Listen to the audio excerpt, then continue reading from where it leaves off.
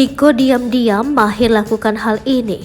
Anak Bu Eni digadang-gadang jadi sultan masa depan. Kisah Tiko dan Bu Eni hingga kini masih terus menarik perhatian publik. Bagaimana tidak, Tiko telah belasan tahun merawat Bu Eni yang orang dalam gangguan jiwa dan tinggal di rumah mewah terbengkalai tanpa listrik maupun air. Kisah Tiko dan Bu Eni pertama kali terkuak oleh YouTuber Irfan Jayani atau pemilik kanal YouTube Bang Bro TV. Bermula dari penelusuran konten horor di YouTube Bang Bro TV, Irfan kaget lantaran rumah terbengkalai yang memiliki kesan seram itu ternyata masih berpenghuni. Padahal dari luar rumah tampak begitu gelap dan kotor, bak rumah yang telah lama kosong. Irfan lantas bertemu dengan Lingga Mustika Abimah atau Tiko, anak sang pemilik rumah yang bekerja sebagai satpam komplek.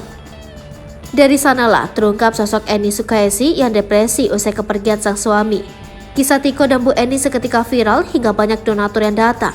Kini, rumah Bu Eni dan Tiko sudah kembali rapi dan indah seperti dulu.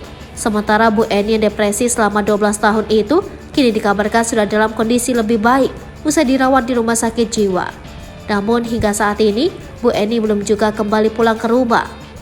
Kendati begitu, kehidupan Tiko masih ramai disorot. Ia bahkan mendapatkan banyak tawaran untuk tampil di layar televisi. Tak hanya itu, Tiko bahkan telah mendapatkan beberapa tawaran pekerjaan.